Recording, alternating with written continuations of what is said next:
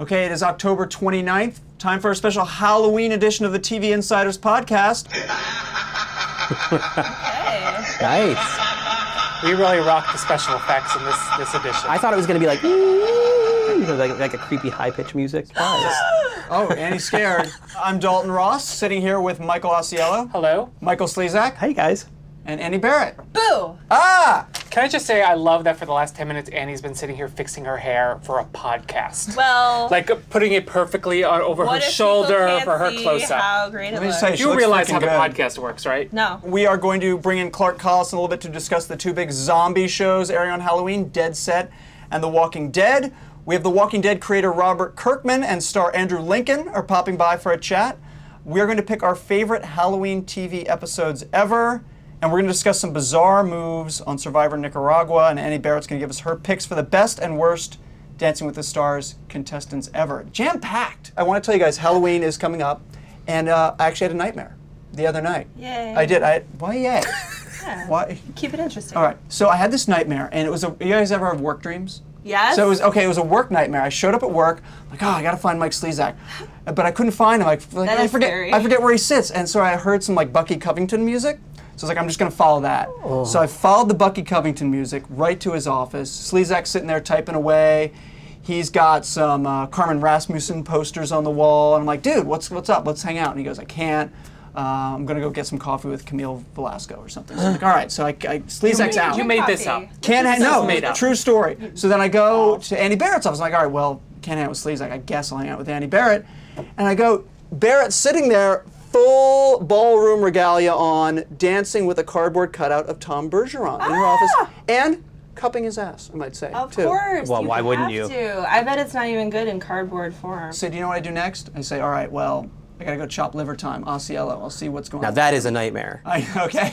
Wow. Yeah. So I go to Ausiello's office. Uh-oh, I'm scared now. It's barren. It's empty. The Smurfs are gone. Nothing's in there. I say, what's going on? What has happened to Michael Ausiello? Good riddance. And then you know what happens? I wake up in my bed, realize it's a dream. I call Ausiello. I immediately call him. So you're still dreaming. I call him. Dream within a dream. That's what it was. I went on Inception. Okay, so I call him, and I get this message back from him like, I've left Entertainment Weekly. I'm not here anymore, and I'm thinking I am in a nightmare, trapped in a nightmare. This is your way of saying you're gonna miss me. Well, you know, I don't think it's that. No. I think we're That's all not still, what I got out of it either. Oh, really? That. Oh, that's what I think that's we're my all read still on it. dreaming, I think, is what's happening here. Final podcast for you. It is final podcast for Michael Ausiello. I think it's for the best. I tend to agree. I wasn't clicking with the group. Never enjoyed you. Don't appreciate anything you've done. Let's get to it. Halloween time. A lot of Halloween episodes on this week. Parenthood, Modern Family, Glee did Rocky Horror. So it got us thinking about our favorite TV Halloween episodes ever. My favorite is from my favorite TV show of all time, so not that surprising. Freaks and Geeks, Tricks and Treats. Anyone else see this one? Yeah.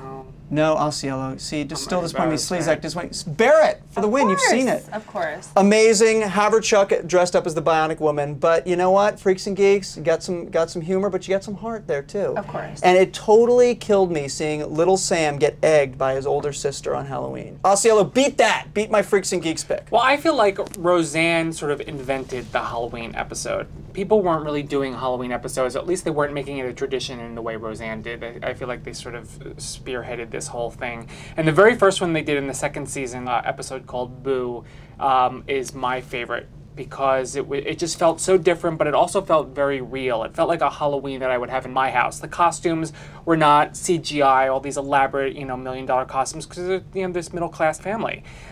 They were just real and funny, and it didn't feel like it was a stunt or gimmicky, the episode. It felt like a regular episode of I feel like Roseanne. Aunt Jackie would have been really good in that episode. She was hilarious. I don't remember. She was but wasn't like there something about spaghetti and they had a haunted house? She was head on a plate, so she was like underneath the table, that's so right. they lifted Okay. the thing. Okay. You're right, because there's so many times those episodes can just feel stunty and dumb. Glee, Rocky Horror. Slezak, on to you. Favorite TV Halloween? I'm going to sidetrack us by talking about the Charlie Brown special. It's The Great Pumpkin, because I think it's such a classic, and it shocks me sometimes you'll run into people who have never seen it.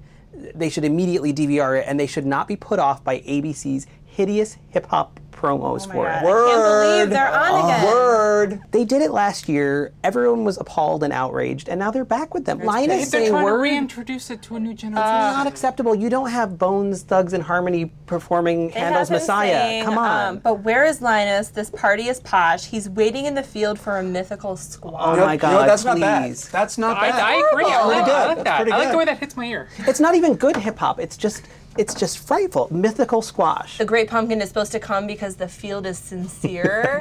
How cute is that? I got a if rock. he's just sincere in his life, that like he'll get Good what things. he. I mean, think again.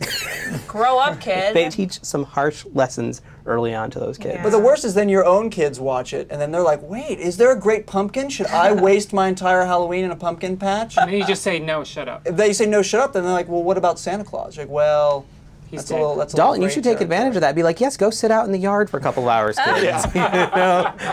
Talk about a time saver. You could watch Survivor, and all kinds of other crap Daddy on has to TV. drink beer and eat candy. Annie Barrett, what's your Well, favorite Halloween TV episode? I really like the My So-Called Life Halloween episode. It's kind of like Freaks and Geeks, more heart and drama on that one, but I liked how the teenagers were embarrassed, like Angela was embarrassed to even dress up. I love that they went to school at night because they don't even like school and they went back. Wasn't she hanging out with like a ghost from the 1960s Yeah, or something? Nikki Driscoll. She called him Nikki Catalano, but she's Did he- walking did- around in these awesome glasses. Did Nikki Driscoll also have to put the Visine drops in his eyes? Oh my God, I don't even know if they had Visine then, but he would have. But this was such a cute episode with the sisters. Danielle dressed as her sister Angela, but they never spoke, which I think is just brilliant. Wasn't it a little creepy? Weren't like Angela's parents getting it like turned Yes. on by their Halloween costumes? Right, he was like a pirate and she was like Rapunzel or something. Let's bring in Hello. Clark Collis to talk about a dead set in The Walking Dead. Well, it's nice to be here. We're gonna talk some like my favorite thing in the world and yours as well, Clark. Zombies.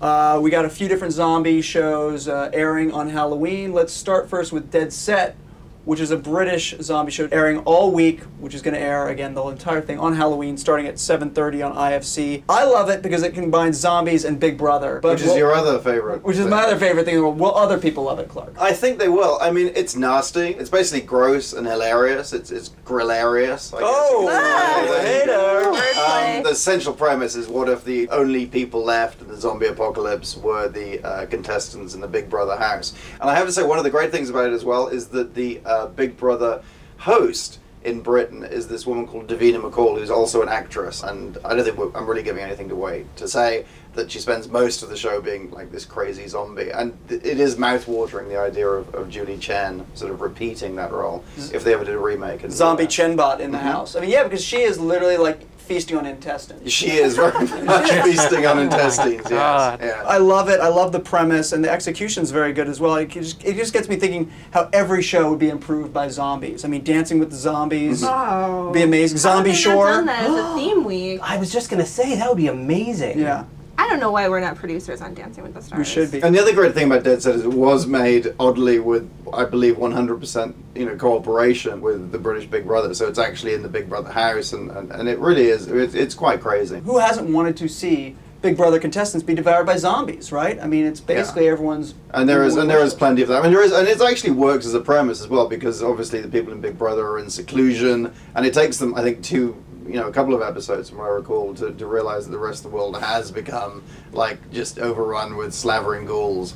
No, I hate Big Brother, but I like zombies. Will I enjoy this? Well, this is the perfect show. Yeah. For you. Yeah, it's absolutely the perfect show for you. It's one of the. If you like Big Brother, you'll like it. If you hate Big Brother, you'll like it. All right, let's talk about The Walking Dead. This is AMC's big adaptation, debuting 10 p.m. on Sunday, Halloween. Clark, you were a fan of the comic book. Very much so. What do you think about the adaptation? It's good. It's very faithful to the book so far. I think the interesting thing will be how faithful it remains, but it is really epic. I mean, it's directed by Frank Darabont of Shawshank Redemption fame. He also directed the horror movie The Mist, and you really get to see a lot of zombies. I mean, the thing about many zombie movies are quite low budget, so it's often a couple of people almost kind of looking out the window going, wow, look at all those zombies, and then like one sad, postman zombie will wander by or whatever. But this really is, I mean, there's early on in the show, Andrew Lincoln wanders into, well, he rides on a horse on a soon-to-be-eaten horse, actually, into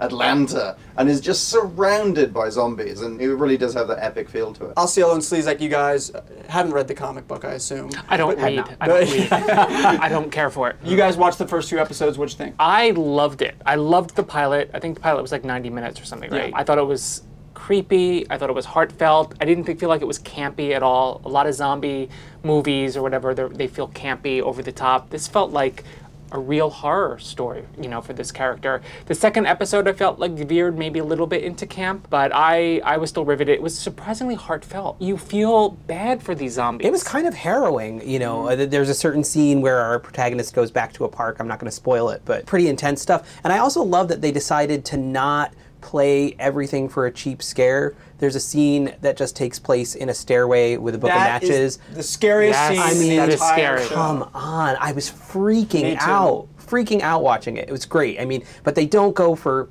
a lot of cheap, oh, that went bang in the kitchen kind of scares, which is nice. I worried it might be a lot of that, but there's almost none of that. Right, like turning around right behind you and there's a face right there. Exactly. Right. And you kept waiting for it to happen, and they never did They it. never did, which was almost more upsetting because you're waiting for the cheap scare and it doesn't come, so you're in this state of heightened tension through the whole 90 minutes of the pilot. And the second episode I really did like, and I, again, won't spoil, but there's one scene where they have to figure out how to get past a bunch of zombies, and the way they do it, I just love it. I thought it was ingenious. It was gross, though. It was disgusting. We actually had the Walking Dead creator Robert Kirkman and the star Andrew Lincoln. They came by recently, and Clark and I spoke with them all about the show. Give you guys some scoops, so let's listen to it right now. All right, so we are now sitting here with Robert Kirkman, creator of Walking Dead comic and EP on the new series, and Andrew Lincoln, star of Walking Dead, as Rick Grimes. Welcome, Robert. Hi, how are you? And welcome, Andrew. Hi, nice to be here. That's who's who, in case you're listening here. All right, so, Andrew's the one with the British accent. that'll do it. Yeah. Very easy. So let's start with a very controversial topic in the zombie world. I want to talk about zombie speed. Clark spoke with Frank Darabont, EP and director of the pilot, about this extensively, sort of how fast a zombie can really go.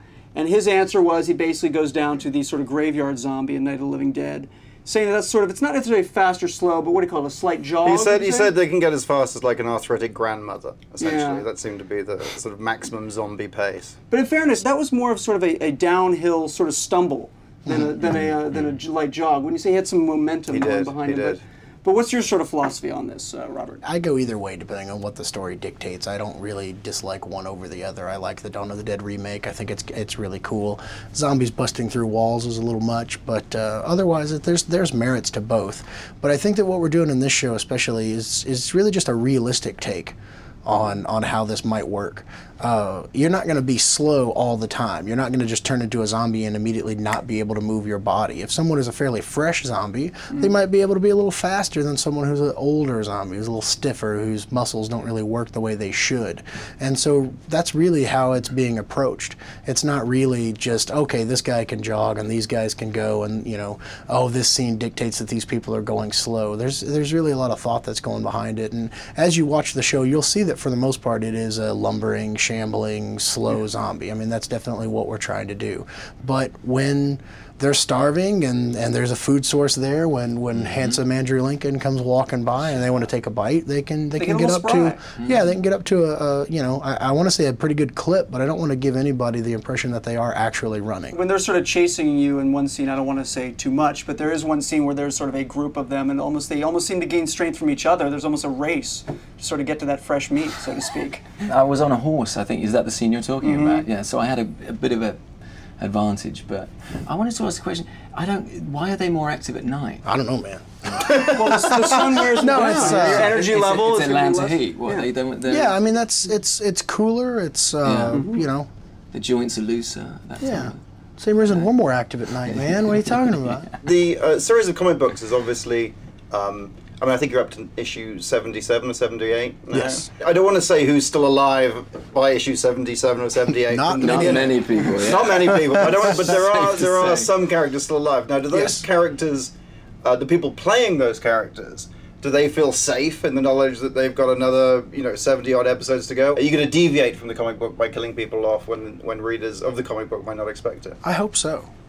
I hope we can get rid of this guy in the second season. It was the one show when the scripts would come in sort of, every week, and just people live in mortal fear. You just see people going, don't point a gun at me, don't get too close to a zombie. It really is one of those shows. Anybody can go at any time. But I really want to maintain the aspect from the comic book where anybody could go at any time, and it is a very surprising thing. And because of that, things will be changed, and some characters will live longer, some characters won't live quite as long. I just want to keep that thrill of not knowing what's going to happen next alive, and so we will be changing things up quite a bit in the show as things go on. Now, a lot of the things you expect and a lot of the cool things from the comic book series that everybody wants to be in there is in there, but things are arrived at in a different way, and different things happen, and there are new storylines that are added in just to keep things lively and make sure that no one really can expect, what's coming next. Any concerns about how far you could go on basic cable or notes from the network on maybe this is a little too much or this or that? I watched the first 3 minutes of the show, and I was in all of it, and I just laughed out loud. I went, oh,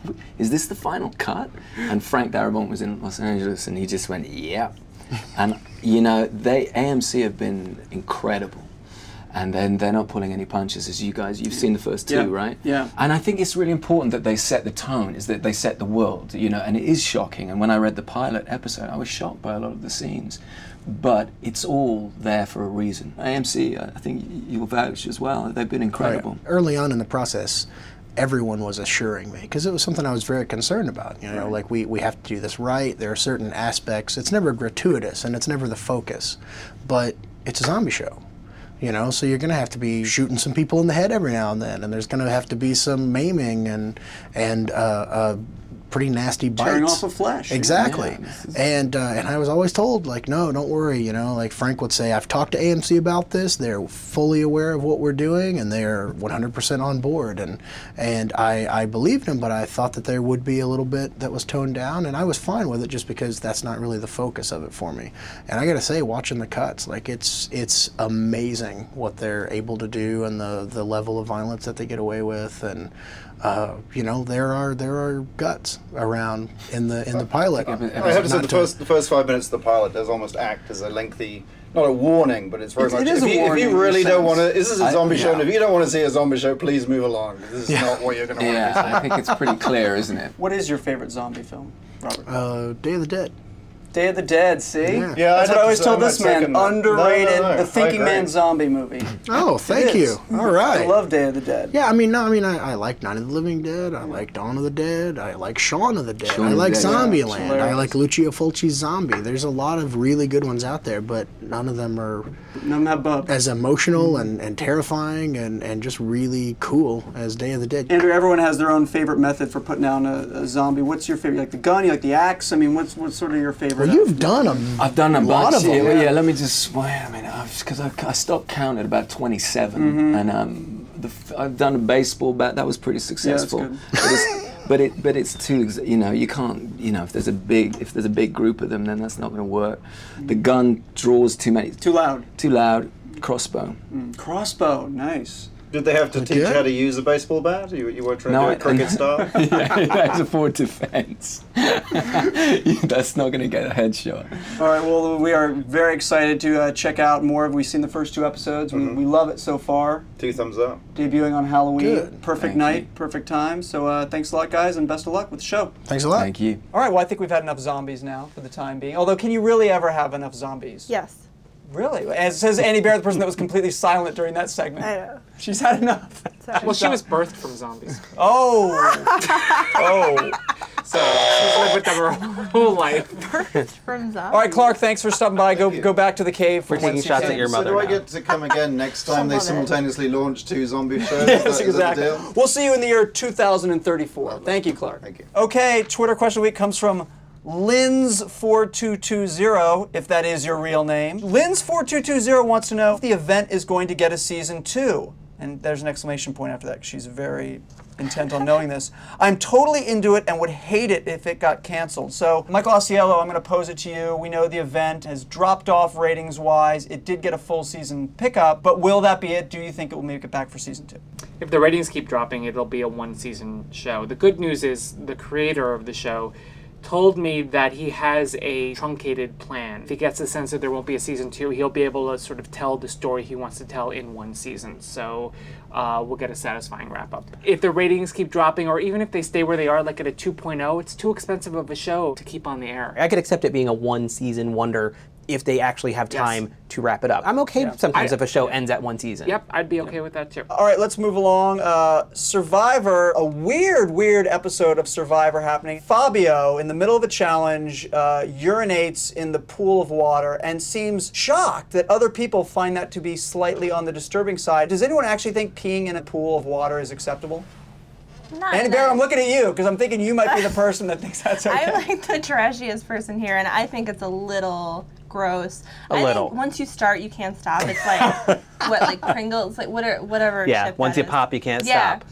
So I think he was just kind of embarrassed, and maybe he was just brushing it off, like, you know, shut up, Jeff, and like finishing his business while appearing to not look like he thought it mattered. But maybe he did feel guilty. I don't He know. seemed very comfortable actually announcing it, I thought. I was worried. There was a moment where it was kind of unclear what he was doing, and I was like, if this is a number 2 situation, I was just going to die. But bad enough that he's peeing and announcing it. And it was a pool, and not everyone, the ocean? Yeah, and it's a pool that everyone it's has to not the jump ocean. into as part of the challenge. I kind of love that gross. Nyanka was the one who had to jump in right I think after. that was maybe the timing was on he purpose. peed. Maybe he's trying to psych her out.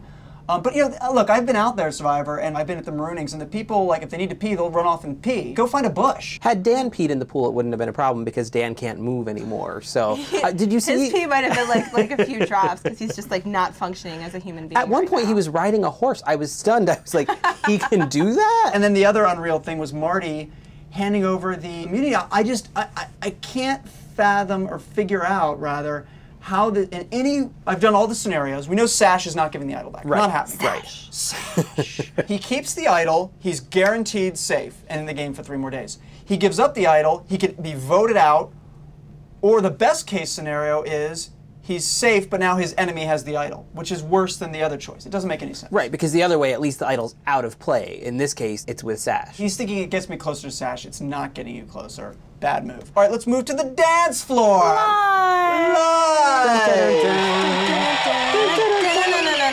Can you do it in a guitar sound? Because it was rock music. Oh yeah. Oh, they had such a weird intro for that, and a guitar player who was like a low-rent Billy Ray Cyrus, one of the worst dancers on Dancing with the Stars, playing guitar the whole time. It was crazy. 200th episode coming up next week, next Tuesday. Annie's excited. So we've had 11 seasons now, right? This is season 11. Yeah. So what I want to know is, in 200 episodes, 11 seasons, full of dancers, Annie, I want your pick for the best and worst dancer ever. And we'll start with the best. Give me your best dancer. You can give me some runner-ups, but I want to know the best dancer ever. Jill Marini and Apollo, both my faves. I loved Mel B with Max. I loved Evan and Anna as a couple last season. I really wish Anna had won, but my favorite is probably Stacy Keibler because it was only season 2 when she was on, and I feel like she really set the bar ballroom-wise. And it was something that I needed as a viewer to figure out what is the gold standard on Dancing with the Stars, or the disco ball silver mirrored standard. And this is someone who nobody knew, you know, in the general public, unless you were a wrestling fan. And you ended up, by the end of her run on the show, really liking her and rooting for her. It kind of shows the power of Dancing with the Stars to transform someone you didn't think you even cared about or knew into someone you could become a fan of. And she was just so good She was at really it good. and gorgeous. I probably just like her because she's super tall. And that hasn't really happened a lot on the show since, so maybe I just like Tall her for women. that, yeah. But it was so beautiful. It made the show better looking and less of a joke, I think. It seems like all the best dancers, though, I mean, if you go down the list, they're all athletes or have a Right. dance background. Right, all like of them. Christy Yamaguchi, a lot of people think she was the best ever. Yeah, but she was a figure skater and it was no surprise. You mentioned Stacy Keibler's season 2. Now, season 2 also had some notably awful dancers. I'm curious to see if maybe you picked one of them for your worst dancer ever. Well, Master P was on season 2 for like a minute. And he Not was true. horrible. Well, Yeah, it lasted okay. like 3 different people. He wouldn't even wear the right shoes. That know was what? a travesty. Master Yeah. P was not a travesty. Master P made me laugh harder than any other contestant ever because he Yeah. didn't even try. Yeah, and to be fair, he wasn't even supposed to be on Right. the season. I think his son was, and so he was just kind of doing that. He literally just shuffled his way through the entire competition. Same with Clyde the Glide. Michael Bolton was really bad. I don't care. We He like was to just awful. vilify Bruno, but he really was bad, and he crawled out of a doghouse. Kim Kardashian, I kind of appreciate her shtick in general, but I was so disappointed with her as a contestant because she refused to even like develop the attitude of the ballroom, and I think that's kind of like what Bristol Palin is doing now. She's like too cool for it. She's not just letting herself be a total nerd on Well, she Dancing was with in the a gorilla Stars. suit in her defense. But, But not with so enthusiasm. forced. Yeah, it's just so stupid. How is she still on this show? I don't know. She is a teen activist, Michael. Don't you Ausiello, know all right? who her mother is? I hope this isn't like an. But who's your indication of the worst ever, 2012 Annie? My election. worst ever is probably Tom DeLay. He was just so awful on the dance floor. I don't really care about him as a person or anything he stands for. On the dance floor, he was the worst. Yeah. I can't even believe we tolerated a single second of it. Annie, I'm surprised that you did not select Max's leather pants from this week as the best ever. Sorry to take it there. Go to the but Crazy Costumes Gallery on our site and you will see about 15, maybe 4 shots of his ass. Nice plug. Thanks. Well, there's no other topic to discuss once we've gotten into Max's leather pants. Oh! I know, everyone's not even listening anymore. Oh, gotten into Max's leather pants. what I he missed did there? that. See what he did there? Oh, what a treat that would Guys be. is Yeah. just infuriating. So thanks a lot for listening, everyone. We appreciate it. Say goodbye to Michael Ausiello, his last TV Insight. Make it hard, fellas. Make it hard. All right, take it easy. See you never.